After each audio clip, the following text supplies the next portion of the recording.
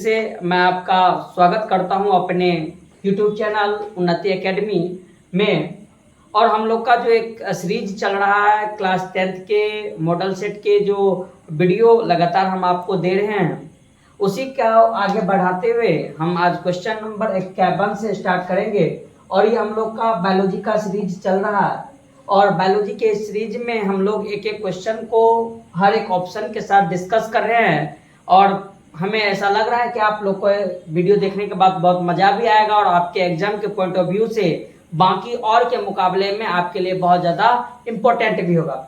इसलिए कि वीडियो को आप लोग बेहतर ढंग से देखिए, वीडियो को समझिए और उसके बाद जो आपका कार्य है वो अपना करते चलिए एग्जाम तक।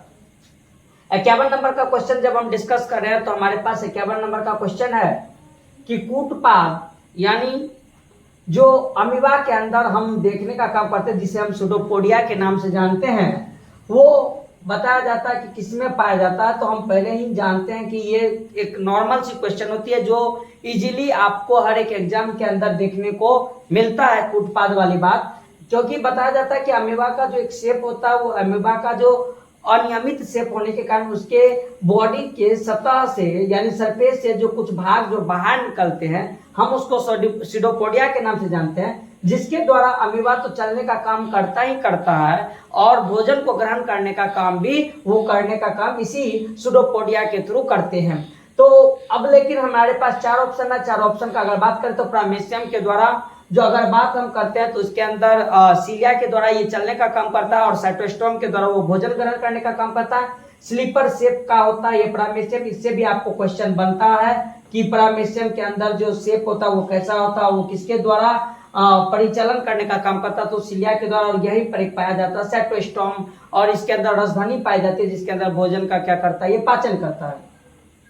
युगलिना जो होता है, युगलिना के अंदर फ्लैजिला पाया जाता है और फ्लैजिला के द्वारा ही वो अपने एक चलने का काम भी करता है और अपने शिकार को पकड़ने का भी काम उस फ्लैजिला के द्वारा करता है। जब हम 52 नंबर के क्वेश्चन का बात करते हैं तो बताया जाता है कि इनमें से कौन सा एंजाइम लार में पाया जाता है, किसमें लार। और लार बनती कहाँ पे है, मुख के अंदर। और मुख के अंदर जो एंजाइम पाई जाती है वो आपका कौन सा पाई जाती है, टैलिन पाई जाती है। लेकिन हाँ, डिस्कस करेंगे हम बाकी के ऑप्शन को। ट्रिप्सिन है, पेप्सिन है और कैमोट्रिप्सिन है। ट्रिप्सिन और कैमोट्रिप्सिन का बात करते हैं तो ये हमारे अग्न्याशय रस के अंदर से निकलने वाला एंजाइम होता है, जबकि अगर हम पेप्सिन का बात करते हैं तो ये हमारे अमाशय के अंदर से निकलने का काम करता है। और जो अभी जो हम डिस्कस कर रहे हैं वो डिस्कस कर रहे हैं किसके बारे में, टैलिन के बारे में, जो कि बताया जाता है कि लार के अंदर से निकलने वाला ये एक प्रकार का एंजाइम होता है।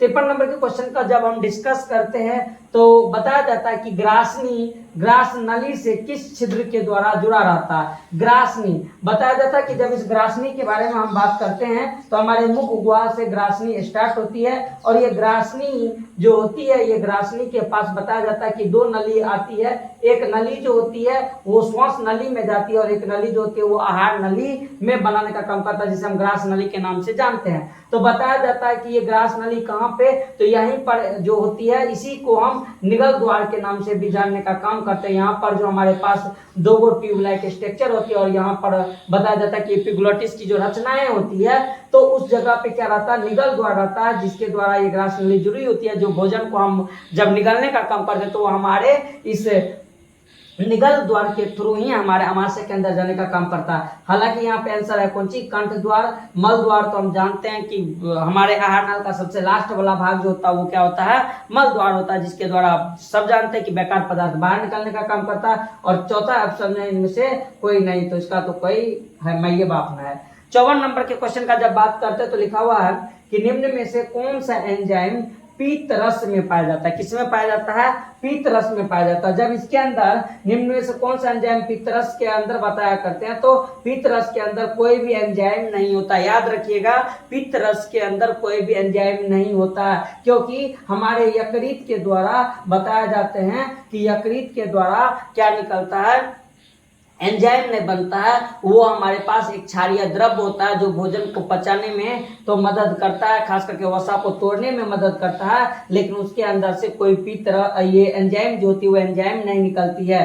तो इसमें पहला है विलिन नहीं, बिलिरुबिन और बिलिरुबिन जो होती है ये पिगमेंट होती है, जो कि इस लिवर के अंदर से निकलता है और पित्त रस के अंदर हमें देखने को मिलता है। ये बिलिरुबिन और बिलिवर्डिन जो होती है वो उसके अंदर कलर देने का काम करता है, लेकिन एंजाइम ये नहीं है, इसलिए इनका जो ऑप्शन जाएगा वो क्या जाएगा, इनमें से कोई नहीं। 55 नंबर का क्वेश्चन है कि अमीबा अपना भोजन कैसे पकड़ता है। अभी तुरंत ऊपर में बात किए थे, ऊपर में जब बात किए थे तो हम बात किए थे फुटपाथ का। उस फुटपाथ के द्वारा ही बताया जाता है कि अमीबा जो होता है वो अपना भोजन करता है। देखिए यहाँ पर जो हम क्वेश्चन डिस्कस कर रहे हैं, हर एक क्वेश्चन एक दूसरे से बहुत सारा ऐसा क्वेश्चन आपको मिलेगा जो रिपीटेड रहता है, बस कुछ कुछ चीज जो टेक्निकली उसको बदला जाता है, वर्ड में थोड़ा सा छेड़छाड़ किया जाता है और फिर आपके पास टॉस दिया जाता है। इस टाइप का जितना ज्यादा क्वेश्चन कोई भी अगर स्टूडेंट करता है तो उसको एग्जाम में बहुत ज्यादा हेल्पफुल मिलता है, यानी हर एक एंगल से वो क्वेश्चन को क्या करते हैं, डिस्कस करते हैं। तो सेम देखिए वही वाला ऊपर वाला क्वेश्चन और ये वाला क्वेश्चन, ये दोनों एक दूसरे से लिंक अप है। वो इसमें पूछ दिया कि कुटपाद, और उसमें पहले क्वेश्चन में पूछा था कुटपाद और इसमें आंसर में दिया कौन सी, कुटपाद, जिसके द्वारा भोजन को क्या करने का करता है, पकड़ने का काम करता है और परिचालन करने का काम करता है। दोस्तों अगर हम अगला नंबर के क्वेश्चन के बारे में बात करते हैं तो अगला नंबर का क्वेश्चन हमारा क्या है, 56 नंबर का क्वेश्चन। जब इस 56 नंबर के क्वेश्चन के बारे में हम दोस्तों बात करते हैं तो देखिए कितना प्यारा सा क्वेश्चन है। लिखा हुआ है कि जब किसी अभिक्रिया के समय किसी पदार्थ में ऑक्सीजन की क्या होती है, वृद्धि होती है। दोस्तों क्या होती है, वृद्धि, किसकी, तो ऑक्सीजन की। ऑक्सीजन की वृद्धि कब होती है तो बताया जाता है, तो निम्नलिखित में से क्या कहा जाता है। अब हम जानते हैं कि प्रकाश संश्लेषण के अंदर दोस्तों, किसके अंदर, प्रकाश संश्लेषण के अंदर क्या होता है, H2O का ब्रेकडाउन होता है और हाइड्रोजन और ऑक्सीजन ये टूटते हैं। हाइड्रोजन आयन में दोस्तों टूटता है वहां पर, और ऑक्सीजन जो होता है फ्री स्टेट में जब रहता है नेसेंट में, तो वो किसके द्वारा, उपचयन के द्वारा, यानी कैटाबॉलिक प्रोसेस के द्वारा वहां पे उसका ब्रेकडाउन होता है दोस्तों। और उपचयन के बाद ऑक्सीजन जो होते हैं वहां से क्या होते हैं, बाहर निकलने का काम करता है। जबकि अपचयन का मतलब होता है फॉर्मेशन होना, यानी कहने का मतलब नया चीज का बनना, यहाँ पे टूट के निकल रहा है। दूसरा होता है परिजन संचारण, इसका कोई मतलब ही नहीं है और इस तो निठल्ला बैठा हुआ है यहाँ पे। 57 नंबर का जब बात करते हैं दोस्तों क्वेश्चन का, तो बताया जाता है कि अम्ल का पीएच मान क्या होता है। पीएच यानी पूछता है, इसका full form potential of hydrogen होता है या पावर ऑफ हाइड्रोजन इसको कहते हैं। दोस्तों बताया जाता है कि जब एसिड बेस में हम पढ़ते हैं तो वहां पे साफ साफ बताया जाता है लिटमस पीएच स्केल के थ्रू की 7 से जो कम होता है उसका जो वैल्यू होता है वो अम्लीय नेचर का होता है, और 7 जो होता है वो दोस्तों क्या होता है, वो उदासीन होता है। दोस्तों क्या होता है, उदासीन। और जब बी नंबर 7 से अधिक होता है दोस्तों तो हम उसको क्या कहते हैं, क्षार कहते हैं। क्या कहते हैं, क्षार कहते हैं। और 14 जो है ये तो सबसे अत्यधिक क्षार हो गया है दोस्तों, इसलिए इसका आंसर क्या जाएगा, 7 से कम। 1 से लेकर 7 तक जो होता है दोस्तों वो हमारा क्या होता है, अम्लीय नेचर का पीएच स्केल में दर्शाने का काम करता है। दोस्तों 58 नंबर के क्वेश्चन का आप देखिए बात करते हैं, तो बोला गया है कि सभी जंतुओं के लिए ऊर्जा का अंतिम स्रोत क्या है। तो ऑप्शन देखिए क्या क्या है, ग्रह। आज तक तो ऐसा कोई टीचर हम लोग को पढ़ाया ही नहीं है कि ग्रह जो होते हैं उससे ऊर्जा का वो अंतिम स्रोत होता है, हम लोग के पास नहीं। चंद्रमा जो होते हैं उसके पास भी वैसा कुछ नहीं देखा जाता। कोयला तो ऊर्जा का स्रोत है, लेकिन सबसे बेहतर जो हम लोग को हमारे पर्यावरण का जो ऊर्जा का स्रोत है वो कौन सा है दोस्तों, सूर्य है। क्योंकि सबसे पहले सूर्य के द्वारा ही कौन सी देखने का काम किया गया था दोस्तों, तो फोटोसिंथेसिस प्रोसेस को देखने का काम किया गया था, जिससे हमें ऊर्जा की प्राप्ति है दोस्तों। तो सबसे अंतिम स्रोत जो ऊर्जा का होता है वो हमारा कौन सा है दोस्तों, सूर्य है। 59 नंबर के क्वेश्चन का बात करते हैं, बहुत प्यारा सा क्वेश्चन है, देखिए चुटकी में सॉल्व होने वाला क्वेश्चन कि ग्लूकोज का जो रासायनिक सूत्र होता है दोस्तों, रटा रटाया वाला चीज है, बचपन से सिखाया जाता है दोस्तों। क्या होता है, C6H12 और O6 दोस्तों, सी नंबर C6H12 O6 दोस्तों ये। जबकि इसका बात करते हैं C2H5OH को हम दोस्तों क्या कहते हैं, इथेनॉल के नाम से इसको हम जानते हैं दोस्तों। किसके नाम से जानते हैं, इथेनॉल के नाम से जानते हैं। C6H6 दोस्तों बेंजीन के नाम से जानते हैं। किसके नाम से जानते हैं, बेंजीन। जो वाला जो आपको पढ़ाया होगा आपके मास्टर जी, वो बेंजीन होता है दोस्तों, और बी वाला का कोई अभी तक आइडिया है ही नहीं दोस्तों। अगला 60 नंबर के क्वेश्चन का जब बात करते हैं दोस्तों, तो लिखा हुआ है हमारे पास क्या, अमीबा में अधिकांश पोषण कैसे होता है। अमीबा के अंदर दोस्तों बात किया गया अधिकांश पोषण किस रूप से होता है। तो अमीबा हम जानते हैं दोस्तों कि वो अपना भोजन का पोषण करने का जो विधि होता है दोस्तों, वो अपने शरीर के किससे लेते हैं, सतह से लेते हैं दोस्तों। और सतह से जब वो लेने का काम करता है तो उस क्रिया को दोस्तों हम क्या कहते हैं, अंतग्रहण की क्रियाएं कहते हैं। तो वो अंतग्रहण प्रोसेस के द्वारा वो अपने भोजन को क्या करते हैं, अपने शरीर के अंदर रहता है। दिया लोलवा शाकाहारी, शाकाहारी ये सब थोड़ी होता है, उतना छोटा जीव को देखने का है कि शाकाहारी कि मांसाहारी है। सर्वाहारी दिया हुआ और स्वपोषी दिया हुआ, तो ये तो ठीक है कि इसमें से कोई एक ऑप्शन दूसरे क्वेश्चन के अंदर अगर थोड़ा सा बदलाव आता तो इसका कोई ना कोई ऑप्शन एक सही हो सकता है, वो क्वेश्चन बनाने पे डिपेंड था। लेकिन पोषण का विधि बताया तो वो किसके थ्रू लेता है, अंतग्रहण के थ्रू भोजन का वो पोषण करने का कार्य करता है दोस्तों। फिर बोला गया कि किसी उपस्थिति के कारण पौधे का रंग हरा, तो दोस्तों क्वेश्चन नहीं दिख रहा, क्वेश्चन हम आपको आपके सामने प्रकट करते हैं दोस्तों। क्वेश्चन दिखेगा तब आप आंसर दीजिएगा दोस्तों। देखिए बहुत निमन क्वेश्चन यहाँ पे आपको मिलता रहेगा दोस्तों। देखिए क्या लिखा हुआ है कि किसकी उपस्थिति के कारण पौधा का रंग जो होता हरा होता। 13 बार इस क्वेश्चन को पढ़ चुके हैं दोस्तों। किसके कारण, क्लोरोफिल, पत्ती के अंदर क्लोरोफिल पाए जाते हैं जिसके कारण पौधा का रंग कैसा होता है, हरा होता है दोस्तों। जबकि बताया जाता है कि इसके अंदर लिकोप्लास्ट भी दिया हुआ है, फाइटोक्रोम दिया हुआ है, ये सब है लेकिन ये पिगमेंट देता है, लेकिन हरा टाइप का पिगमेंट नहीं देता है दोस्तों। जबकि लिकोप्लास्ट का बात करते हैं तो ये उसके अंदर स्टोरेज करवाने का काम करता है। कौन सा काम करवाता है, भोजन को स्टोरेज करवाने का काम जरूर के अंदर जो करता है वो लिकोप्लास्ट नहीं करवाता है दोस्तों। देखिए आपको 58 नंबर का क्वेश्चन 2020 में पूछा गया, 2020 में पूछा गया, 2020 में पूछा गया, 2020 में पूछा गया, 2020 में पूछा गया। ये सारा का सारा क्वेश्चन देखिए आपके जो एग्जाम में पूछा गया उस टाइप का क्वेश्चन। और देखिए क्वेश्चन में कोई दम नहीं है दोस्तों। अगर एक बार आप सही से पढ़ लीजिएगा बुक को तो ये सब क्वेश्चन आप चुटकी में सॉल्व कर सकते हैं। 62 नंबर का क्वेश्चन देखिए क्या लिखा हुआ कि हाइड्रा में क्या पाया जाता है। हाइड्रा का बात किया जाता है दोस्तों। हाइड्रा हम जानते हैं कि बहुत सूक्ष्म जीव होते हैं दोस्तों। लिखा हुआ है मस्तिष्क, लिखा हुआ है तंत्रिका, लिखा हुआ है मुख, लिखा हुआ स्पर्शक दोस्तों। तो स्पर्शक हाइड्रा के अंदर बताया जाता है कि स्पर्शक पाया जाता है जिसके द्वारा वो किसी भी चीज को सेंसेशन करने का काम करता है। हालांकि तंत्रिका तंत्र उतना ज्यादा डेवलप इसके अंदर रहता नहीं है। और मस्तिष्क हम पढ़ते हैं हाइड्रा मुकुलन की विधि के द्वारा कुछ इस प्रकार का इसका स्ट्रक्चर होता है दोस्तों, जिसके अंदर बताया जाता है कि कुछ मुकुल के निर्माण के द्वारा ये अपने क्या करने का काम करता है दोस्तों, तो जनन करने की कार्य करती है। लेकिन अगर इसके अंदर का अगर बात करें हम तो स्पर्शक पाया जाता है दोस्तों। क्या पाया जाता है, स्पर्शक, जिसके द्वारा ये अपने इन्वायरमेंट को फिल करने का काम करता है। आगे जो 63 नंबर का क्वेश्चन है दोस्तों, देखिए कितना अच्छा क्वेश्चन है ये 63 नंबर का कि फैटिक अम्ल, कौन सा अम्ल दोस्तों, फैटिक अम्ल का बात किया, किसका बात किया है, फैटिक अम्ल, वसा वाली बात है। फैटिक अम्ल एवं ग्लिसरॉल का अवशोषण होता है किसके द्वारा दोस्तों, रक्त के द्वारा।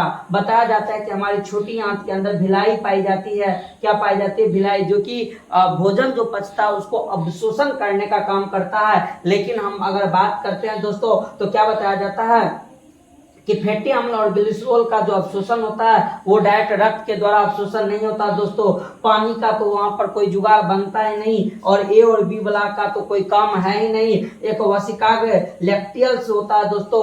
बताया जाता है कि लैक्टियल्स जो होते हैं उस छोटी आंत के अंदर, उस भिलाई के अंदर देखने को मिलता है, जहां पर उसका पहले जो होता है अवशोषण किया जाता है लैक्टियल्स में, और फिर उसको वहां पर छोटे छोटे कण में तोड़ के और फिर रक्त के द्वारा अवशोषण करवाने का काम किया जाता है दोस्तों। तो किसके द्वारा लिया जाता है, ये लैक्टियल्स जो पाया जाता है, इस लैक्टियल्स के द्वारा हमें देखने को मिलता है। आगे का क्वेश्चन का अगर हम बात करते हैं दोस्तों, हमारे पास अगला जो क्वेश्चन है वो क्वेश्चन है 64 नंबर का क्वेश्चन। देखिए 64 नंबर के क्वेश्चन का जब हम बात करते हैं तो क्या बताया जाता है कि एंजाइम की भूमिका हमारे शरीर में किस रूप में होती है। एंजाइम दोस्तों बताया जाता है कि हमारे शरीर के अंदर किसी भी रिएक्शन के रेट को बढ़ाने और घटाने का काम एंजाइम के थ्रू होता है। और जब इस एंजाइम का बात करते हैं तो ये हार्मोन के काम नहीं कर सकता है दोस्तों, जबकि जैव उत्प्रेरक के रूप में एज अ कैटलिस्ट के रूप में काम करता है, जहां पर वो किसी भी रासायनिक अभिक्रिया जो हमारे आमाशय सब के अंदर आता है अपघटन करने की जो क्रियाएं होती है वो जैविक उत्प्रेरक के रूप में बताया जाता है कि हम उसको क्या करने का काम करते हैं, ब्रेक डाउन करने का काम करते हैं दोस्तों। तो जैव उत्प्रेरक के रूप में उसका यूज किया जाता है। जबकि ए बी दोनों ये आंसर तो आपका गलत ही ऑप्शन, जबकि डी इनमें से कोई नहीं, ये हो ही नहीं सकता है दोस्तों। 65 नंबर के क्वेश्चन के बारे में जब हम बात करते हैं तो बताया जाता है कि लार एमाइलेज का कार्य क्या होता है। किसका दोस्तों, लार एमाइलेज का। तो बताया जाता है कि हमारे बुक के अंदर क्या दोस्तों देखने को मिलता है, लार एमाइलेज देखने को मिलता है, जिसका कार्य दोस्तों क्या होता है, वो जटिल वसा को खंडित करने का काम करता है। हमारे मुंह के अंदर पाचन होता ही नहीं है दोस्तों, जिसके अंदर ये खंडित करेगा। बी नंबर का ऑप्शन है जटिल प्रोटीन को खंडित करने का काम करता है दोस्तों। ये ऑप्शन भी आपका क्या है, सरासर गलत है दोस्तों। सी नंबर का अगर बात करते हैं तो बताया जाता है कि जटिल मंड अणु को शर्करा में कुंज करने का काम करता है, विखंडित करने का काम करता है। जी दोस्तों ये सही है, क्योंकि बताया जाता है कि हमारे मुख के अंदर पाचन कार्बोहाइड्रेट का होना स्टार्ट हो जाता है। जब कार्बोहाइड्रेट का बात दोस्तों करते हैं तो उसके अंदर स्टार्च आता है, और जब स्टार्च ये कॉम्प्लेक्स मॉलिक्यूल्स होते हैं जो एमाइलेज के द्वारा विघटित होते हैं और वहां पर बताया जाते हैं शर्करा के रूप में खंडित होने के बाद वहां पे हमारे मुख के अंदर जो भोजन का पाचन स्टार्ट होता है, तो भोजन का सबसे कार्बोहाइड्रेट जो आसान होता है यही ब्रेक डाउन करके वहां पे टूटने का काम करता है।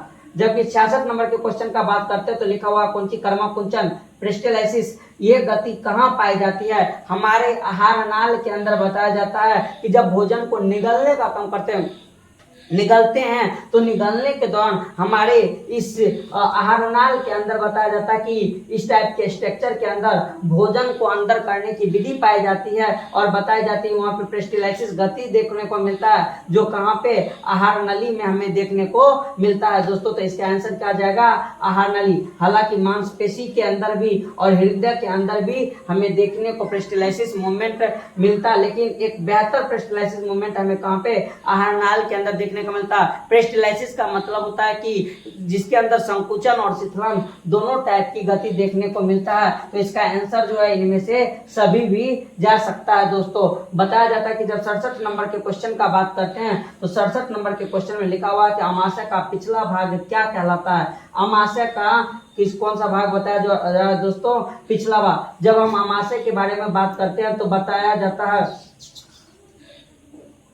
जब हम किसके बारे में दोस्तों बात करते हैं? अमाशय के बारे में बात करते हैं तो बताया जाता है कि अमाशय जो होते हैं वो इस प्रकार की कुछ संरचनाएं देखने को मिलते हैं जिसके अंदर मेन रूप से 3 को भाग होता है। एक जो होता है वो कार्डियक होता है, एक जो होता है फंडक्स होता है और एक जो होता है वो पेलोडिक होता है। तो सबसे लास्ट पिछला वाला भाग जो होता है वो आप देख सकते हैं कौन सा होता है? पेलोडिक होता है। और ये कार्डियक सबसे ऊपर वाला, फंडक बीच वाला भाग होता है और इसका तो आज तक नाम सुने ही नहीं है। तो बताया जाता है कि ये पेलोडिक वाला भाग जो तो उसके लास्ट भाग हमें मालूम पड़ता है। 68 नंबर के क्वेश्चन का बात करते हैं तो बताया जाता है कि अमाशय के जठर रस में पाए जाते हैं। अमाशय के जठर रस में पाए जाते हैं। 3 लेयर होती है और 3 लेयर से 3 चीज निकलती है। HCl भी निकलती है और म्यूकस भी निकलता है जिसे सेलेस्मा कहते हैं, पेप्सिनोजेन भी निकलता है जो पेप्सिन के ऊपर काम करता है। तो ये तीनों का तीनों चीज जो होते हैं उस अमाशय के अंदर मिलने वाले हमारे पास जो 3 लेयर होता है वो तीनों से ये तीनों केमिकल निकलता है। इसका आंसर जो जाएगा वो क्या जाएगा? डी नंबर जाएगा। जबकि अगर हम आगे के क्वेश्चन के बारे में बात करते हैं दोस्तों, 69 नंबर का क्वेश्चन देखिए। जब 69 नंबर के क्वेश्चन के बारे में हम बात करते हैं तो 69 नंबर का क्वेश्चन हमारे पास जो है वो क्या है वो देखिए कि अमाशय की ग्रंथियों से अत्यधिक अम्लीय स्राव से क्या होता है? यानी अमाशय से के ग्रंथि से अगर हमारे शरीर में अत्यधिक अम्ल निकलता है दोस्तों तो उससे क्या होता है? श्लेष्मा का स्राव घट जाता है। ऐसा तो कुछ भी नहीं है। पेप्टिक अल्सर होते हैं। जी दोस्तों पेप्टिक अल्सर होते हैं क्योंकि उस दीवार के ऊपर बताया जाता है कि ज्यादा HCl रहने से यहाँ पर एक श्लेष्मा का सबसे पहले तो लेयर बनता है। श्लेष्मा का क्या बनता है दोस्तों? लेयर बनता है। और इस श्लेष्मा के लेयर के ऊपर में दोस्तों यहाँ पर जो है बहुत ज्यादा मात्रा में क्या पाया जाता है? HCl। अब बहुत ज्यादा मात्रा में HCl पाया जाता है और हम लोग भूखे रहते हैं दोस्तों, फास्टिंग में रहते हैं दोस्तों, तो उस दौरान क्या करता है कि HCl को पचाने के लिए कुछ नहीं मिलता है। ये बेचारा इस किसको? म्यूकस को ही पचा देता है। और जब म्यूकस को पचा देता है तो म्यूकस भी वहां से खत्म हो जाता है। तो फिर बचता है हमारे लेयर। कौन सा लेयर? तो अमाशय का आंतरिक लेयर जो होता है दोस्तों वो बचता है और HCl फिर उसी के साथ क्रिया करके वहां पर पेप्टिक अल्सर जैसा बीमारी कॉज कराने का काम करता है दोस्तों। जब 70 नंबर के क्वेश्चन के बारे में बात करते हैं तो बोला गया कि यह भोजन के हानिकारक बैक्टीरिया को नष्ट करता है। यह भोजन के हानिकारक बैक्टीरिया हमारे अमाशय में कौन सी? HCl। और HCl तो हम जानते हैं खतरनाक एसिड होता है जिसके ऊपर बताया जाता है कि बैक्टीरिया सब ना तो ग्रोथ कर पाती है, जीवाणु सब जो होती है वहां पर मुंह तुरंत बांध देता है। जैसे हमारे भोजन के अंदर मिल के बैक्टीरिया सब जाता है दोस्तों तो हमारे अमाशय के अंदर बताया जाता है जहां पर क्या होता है? हाइड्रोक्लोरिक अम्ल होते हैं, वहां पर अपना तुरंत मुंह से रक्त निकलवा देता है यानी मरमरा देता है वहां पर दोस्तों। किसको? तो बैक्टीरिया सबको। किसके किसके प्रेजेंस में, हाइड्रोक्लोरिक के प्रेजेंस में। जबकि श्लेष्मा जो होता है वो तो प्रोटेक्शन देने का काम करता है और पेप्सिन जो होते हैं वो पेप्सिनोजेन से एक्टिव होने का काम करता है। दोस्तों 71 नंबर के क्वेश्चन के बारे में बात करते हैं तो लिखा हुआ प्रोटीन का पाचन कहाँ शुरू होता है। दोस्तों तो प्रोटीन का पाचन सबसे पहला देखिए ग्रास नली, ग्रास नली तो भेजने का काम करता है, इसमें प्रोटीन सबका पाचन उच्चन सब कुछ भी नहीं होता है। ग्रासनी का अगर बात करते हैं तो ग्रासनी के अंदर भी ऐसा कंडीशन देखने को नहीं मिलता है। अमाशय का बात करते हैं और अग्नाशय, अग्नाशय तो आज तक हम सुने कि पाचन एंजाइम को सिक्रेशन करवाता है, ये पाचन करवाता नहीं है प्रोटीन का। तो अमाशय के अंदर बताया जाता है कि दोस्तों प्रोटीन का कुछ मात्रा में पाचन होना स्टार्ट होता है और छोटी आंत में जाके ये पूर्ण रूपेण क्या होता है दोस्तों, पच जाता है। 72 नंबर के क्वेश्चन का बात करते हैं तो बताया जाता है कि पाचन की क्रिया पूर्ण होती है कहाँ पर। जब पाचन की क्रियाएं पूर्ण होने की बात करते हैं दोस्तों तो पहला दिया हुआ है कि अग्न्याशय में, कहाँ पर, अग्नाशय में। दूसरा दिया हुआ है कहाँ पे, बड़ी आंत में। और तीसरा आ गया, यही वो जगह है जिस जगह पर पाचन की क्रिया क्या होती है दोस्तों, पूर्ण रूपेण हमें देखने को मिलती है। वो कौन सा भाग है दोस्तों, छोटी आंत है। और डी वाला जो है वो दोस्तों हमारे पास क्या है, ग्रास नली है। यहाँ पर तो पाचन होता ही नहीं है, तो भोजन को भेजने का काम करता है। जब 73 नंबर क्वेश्चन के बारे में बात करते हैं दोस्तों तो लिखा हुआ है छोटी आंत की दीवार में पाई जाने वाली ग्रंथियां के स्राव को क्या कहते हैं। छोटी आंत के दीवार में पाई जाने वाली ग्रंथियां के स्राव को क्या कहते हैं दोस्तों, तो बताया जाता है कि हम उसको आंतरस और सक्कस एंट्रिकस यानी आंतरस का मिला हुआ भाग को हम सक्कस एंट्रिकस कहते हैं दोस्तों। और यहाँ पे जठरस दिया है, इसका जो आंसर सभी दिया हुआ, ये आंसर तो सरासर गलत है क्योंकि जठरस उसके अंदर देखने को नहीं मिलता है। गैस्ट्रिक जूस जो होता है वो दोस्तों क्या होता है, तो गैस्ट्रिक जूस हमारे अमाशय के अंदर से निकलता है। तो आपका आंसर आंतरस और सक्कस एंट्रिकस ये दोनों जाएगा।